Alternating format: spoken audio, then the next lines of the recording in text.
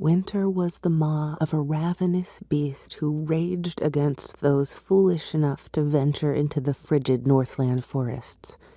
It gulped them down through thin patches of ice, or devoured them with a frostbitten sickness that spread through their limbs, blackening them until the cold sank teeth in their hearts and they expired. The Northlands were a harsh, miserable territory I could not wait to escape.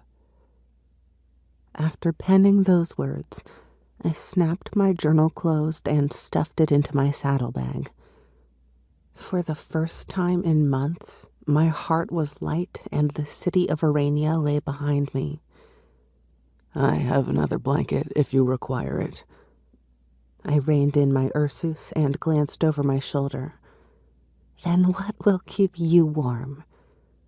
The male who rode straight for me shifted in his saddle to free the thick fur wrapped around his waist.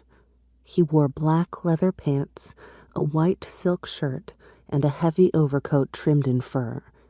He was as pale as the snow banked around us, and even the thick ridges of scars crisscrossing his face failed to dull his beauty in my eyes.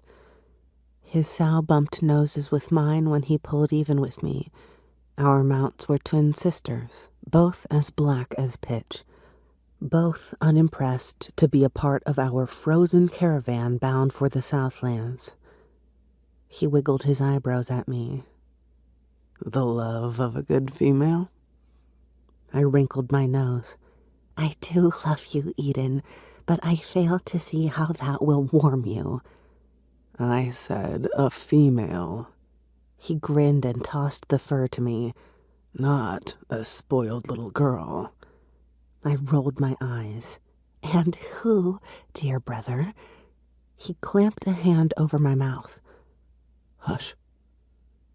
I startled, then gave him a slow nod. He released his grip after a quick glance around us. We shared dangerous secrets now. Leave it to me to be the one who spilled them. If we were to play at being husband and wife, I would do well to act my part. I'm sorry. My exhale left a plume of white fog between us. I forget. Edan took my hand and kissed the top of my glove. You weren't designed for treachery. And you were? I regretted the words the instant they left my mouth.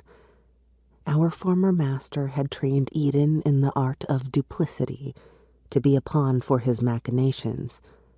That we were no longer slaves did little to alter the parts of our pasts still chained to our hearts. We are what we are, Marne. His smile faltered. Nothing can change that. What are we then? Slaves to our pasts or masters of our own fates? I no longer know.